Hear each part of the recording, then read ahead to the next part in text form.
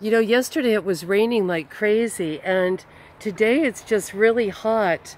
But all of this steam that you're seeing is coming from the tree itself. There is no machine. It looks like a magic show. It's really amazing. Hello, everybody. Good morning. We're over by the college, kind of, at a very magical spot on this earth. And I just thought we might just say hi to the ducks or something. It's wonderful that there are such places as this. Wait, the water's really high. Yeah. My goodness. It's going to come up back up to here. It's normal is back up in here. So are those trees usually always under the water then? Those trees? Yeah. They've almost always grown up. They grew up out in the water. I think what happened is that see, these are all walnut trees. Those little bitty ones that are all cut off by the beaver. Mm-hmm. Those are all walnut trees. And even that great big one there is a walnut tree in amongst it too. But it's a willow, and it was a great big one. It was also cut off by the beaver. And then this walnut tree was cut off and actually undercut and pulled out, and it was just hanging there. And it's just sort of sitting there.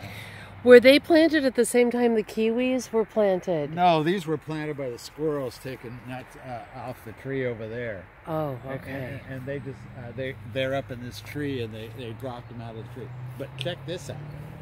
That's see the beautiful apples on that? Oh my goodness. Apples that color? No, those are amazing. Those are Johnny Appleseed apples. Oh, That's wow. called the Liberty apple. Oh, wow. The Liberty apple. They are beautiful. But it is a Johnny Appleseed. That is splendid. That is truly splendid. Yeah, it's I'm surprised that one's doing that well, being that small. I was going to say that. I didn't know that you got giant apples off of little tiny trees like this. These are beautiful. Yeah. And then see, I've got about a half a ton of grapes that I have to get out of there. I think I'm going to try to do that this week. There's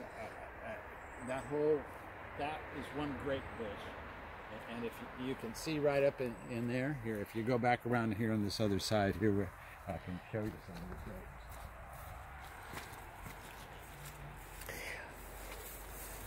Were these here when you moved in? No, I planted them. Oh, wow, you planted these. Well, actually, I brought these from California. Oh, from California? Yeah. Wow. I planted them. Wow. Look, I mean, literally a half a ton. See, they're just, it's just yeah. covered. It's wow. just covered with grapes. I have picked some incredible. back over there, but not wow. here, and I haven't got this end yet. Those are beauties. Those are beauties. Doc, we're in the vineyard. This is too amazing. And then there's a loganberry underneath there someplace. Wow. I'm sorry, the loganberry sort of got taken over. Are there still otters coming through up there? The sea otters come through here all the time, and I think I figured out. Sorry, Ducky. I know you don't know. You don't be up here around.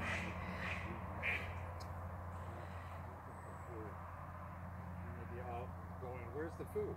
Where's the food?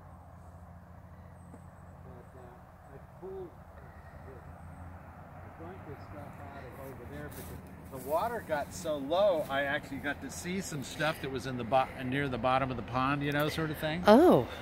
And so, and the ducks dug up some stuff over here and showed me some stuff that had been dumped on the edge of the pond over here, and I pulled it all. Oh, out. that's right. This had just been completely filled, hadn't it? Well, it had a whole layer of garbage and floating 55-gallon drum that was 2/3 full of some sort of goddamn pesticide or something in it, and all sorts of things.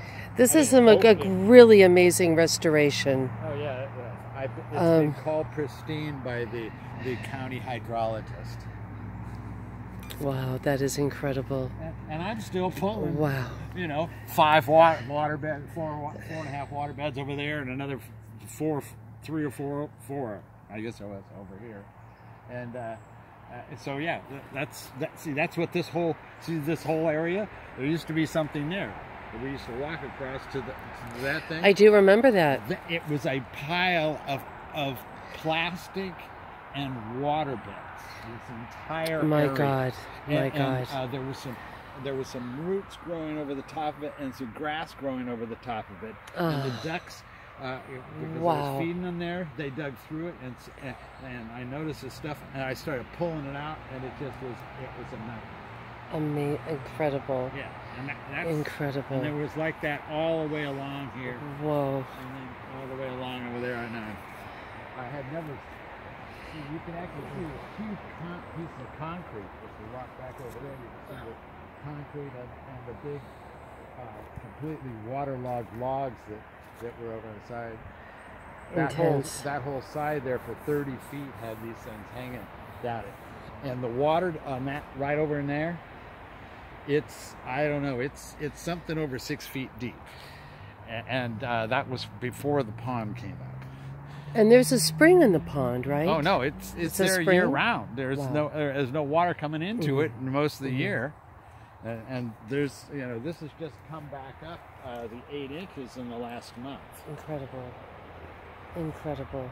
And that's all. It just come up 8 inches. It's little. I've got a log out there that's 8 inches in diameter.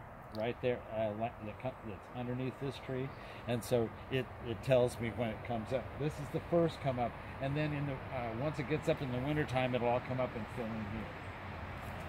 Amazing. So the hydrologist was out here. Oh, yeah. Wow, wow. So did you know there's new port elections coming up, aren't there? What's going on with that? Hell, I don't know.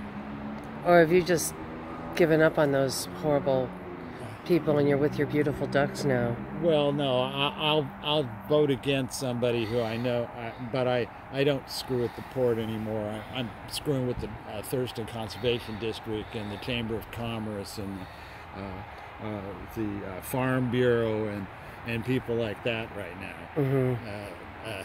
The nastier people running around. All those people that claim their independence and actually are not. Yeah, that's a scary thing. The ones that camouflage themselves. Yes, well, no, the ones that are trying to camouflage themselves, and anybody with any brains at all knows that they're not independent. Right. They're wholly owned and operated. That's why they're calling themselves independent. It always means the opposite of what they say, doesn't it? Yeah. Wow. Wow. And I got a buttload of raspberries this year, and I did all okay for the blueberries. But the weeds just kept growing. It was just such a year for growth of things. A good year for the deer, huh? Were they did they come through here a little bit? Well, no, they've had at least 2, and some of them have had 3 sets of babies, which is not good. It's hard for them to have. Oh yeah, that is hard on their bodies. Yeah. Ooh. It's this weather is got them going wookie on that. My cats too, because they're part lynx, part bobcat, so they have that kind of thing that they normally have. Their a mating season and stuff, and then they don't come up into heat. It's like we've had 3 springs or something, isn't it? Yeah, we had springs and summers, and we've had a number of mini springs and stuff because of the way the jet stream's moving back and forth and stuff. It's interesting. And in conjunction with the way the earth tilts and the summers on both sides.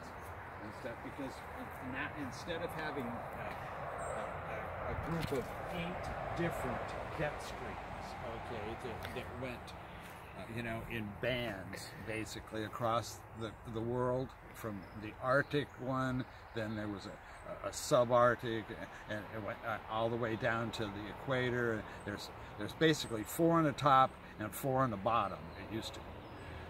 Now there's 1. It goes from the South Pole to the North Pole. Okay, so mid-winter temperatures at the North Pole was above last year for 9 days in a row, was above freezing, and averaged 8 degrees above freezing during that period of time. So that was in midwinter at the North Pole, because of the jet stream. The jet stream just brought all the warm air from the southern hemisphere and brought it all the way up and ran it straight up to the North Pole. Then it goes around the top and it comes back down, the bottom. And that when it comes back down, as it's warming up, it's warm air also, because it's still coming from the bottom. It warms up Greenland and stuff, making it slip off there. And people don't understand that water, when the levels of the ocean rise, it won't be because the North Pole is melted, because it's already sitting in the water. It's already creating as much depth of the water as it's going to. What's happening though is when the ice that sits on the 3 pieces of land where Antarctica is, and the ice up in Greenland, all of a sudden one day just decide to slide off those volcano-ridden areas, and because it just heats up one day. Things like that happen in volcanic areas, and they do. and so at that time, all that stuff's just going to slide off really fast, as it has been trying to do for a while now. And as soon as that finally gets through, if it gets going, once it gets off, as soon as that ice hits the water, all of the ice hits the water, within 24 hours, it will have covered the entire Earth with the water displacement for the rest of the planet. It's not going to happen over a period of time. It's 24 hours, tops. Okay, so and so I decided to live up here because I was just high enough out of the water. And I know a little bit about these kinds of things. And ice melts at 33 degrees. It doesn't melt a little bit at 33 and a little bit more at 34 and a little bit more at 35. No, once it goes above 32 degrees, it melts. All of it. It doesn't stop melting, if it's above 32 degrees. It all melts, And the ice you see on the surface right now, up in even in the North Pole regions and stuff, it's what's called rotten, because it's all got holes inside of it underneath the surface. Sure, you see that nice snow from the winter that comes over and covers all those divots and all those big holes in the thing, but really underneath it's full of holes really badly, and it's the whole ice sheet actually of the northern pole has dropped significantly lower into the water. Why do you think Admiral Byrd turned around when he went to Antarctica? Oh, it was a long time ago. Yeah, right. Yeah, like kind of post World War II. Well, there's still Antarctica maybe have other problems too, but yeah, I'm not exactly sure. I've seen videos talking about the 8,000 men that he lost and stuff, and things. So. I'm not sure. That was before my time. They lost a lot of people, and there was a lot of things going on. Roswell and everything else was going on at that time. Yeah, that was a big year, wasn't it? Yeah, that was Grandpa was making the atomic bombs, pardon me, at that time, so yeah, that's where they were all stationed out of Roswell. Yeah, Roswell. B-36s. Roswell. Yeah, now what's the deal with Roswell? I mean, that's coming back up now. Roswell was just the place where they had B-36s. They did all their bombing runs out of there. They could go to they could drop them at White Sands, or they could drop them out at the Nevada test range. You know, from there it was a short drop. You know, it didn't take very long. It didn't use a lot of fuel. It was, you know, that's or they could drop it at China Lake. You know, if they wanted to do an aerial. You know? I mean, it was just that's where they were, because those are the places that they tested the things and stuff. So they used that's where they had it, because they weren't dropping them on anybody else right then. Do you think that's what the UFO was, or do you think the UFO was a UFO? What did? I don't know if that UFO, but I do know that while I was in the Air Force, I had to replace a lot of perfectly good radar equipment, because they told me something was wrong with the radar because it kept seeing things that weren't there. And I said, well, look out the window, it's right there. Oh, you mean that thing? What? The one out the window there? What do you mean? There's nothing out the window. Well, if you turn around, you'll be able to look out the window. I'm sorry, but I can't. There's nothing out the window. Well, if you look out the window, you might see something. I can't look out the window. Incredible. Yeah. Amazing. So yeah, there's and so yes, and I did see a couple of things when I was young. Once when I was 7, and that was about 140,000 people in the Bay Area watched 2 actually green glowing things fly back and forth up and down the Bay Area, checking out every military base that we had along there and stuff, and being chased by F-105s.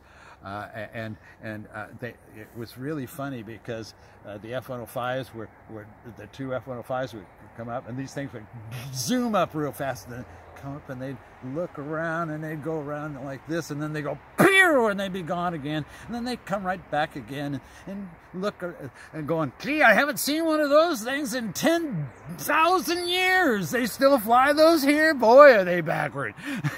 That's amazing, Doc. That's beautiful. And yeah, so I did see that when I was 7, and with a bunch of other people in the Bay Area, and then when I was a kid, again when I was this is 1967.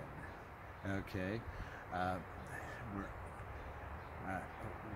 I'm at Fair Oaks, California. A house there. We lived on a hill up over the looking over the American River, and out beyond that was the Aerojet General and McDonnell Douglas testing stands, where they were testing the Saturn V rocket and the service module engine that sent them into the moon. The service module had a problem on the test stand, in that the oxygen regeneration plant had bad seals in it, and my father-in-law tried to tell them about my future father-in-law at the time, the father of my first wife, tried to tell them at the time that they needed to, there was something, they got the wrong seals, and you can't have that kind of stuff in around just pure oxygen, because it's the second most corrosive thing on the planet, and it'll eat right through it. And they didn't believe them, and so that's why Apollo 13 happened, and that's why the first Apollo group got killed, and they don't want to tell anybody about that. So but anyways, so this is when it first happened, and he screamed, and he was head of quality control on the Saturn V rocket and the service module engine, and Jack Sartain, and he screamed bloody murder, and they blacklisted him, blackballed him for several years, and then they had to bring him back in because he just knew too much. But we were, me and my brother, I had a a 900 power telescope, reflecting telescope, and a smaller refracting telescope. I think it was 180 power or something like that, a small refracting telescope, mounted on the railing on our second story bedroom that was outside of our second story bedroom, where we looked out over the river and from this bluff that the house sat on. And I could see with that 900 power telescope, I could see nuts and the ends of screws on the test stand and the rocket stuff and stuff. So I mean, it was pretty good, you know. The reflector was a real good one. The refractor was, you know, you could see the bigger stuff and things like that. But and so me and my brother, you know, when the thing blew up, you know, we were watching to see what they were doing to fix it and things like that afterwards, because almost knocked their house off the hill, just the concussion. And they, you know, at that night, we saw a large unidentified flying object and a smaller one that came out of it that was a disc shape. The larger one was globular in shape. It was and it had a band around the middle that had little oval things on it. It was orange and blue on the top, sort of, and emitted sort of a reddish glow from the bottom. Didn't really have any sound or anything. It was enormous. The round one was. It was a half a mile across, maybe. I don't know, something like that. It was enormous, and out of it came something that was a fairly, you know, standard flying saucer-like thing. Okay, a disc-shaped thing, you know, looking like a hubcap, you know, and stuff. That also had a couple of the glowing area down below it and stuff. And it actually came over the house at about 150 feet and stuff, because we were the highest in the area and stuff, right, you know, across the road. And so at that time, I did see that too. But in the Air Force, there were a number of things that were, you know, right there out the window. And we want you to take out that unit, that radar unit, because it's got to be bad. It shows us there's something out that window. We can't look out that window to see that. Because if we do and report it, then we will never fly again.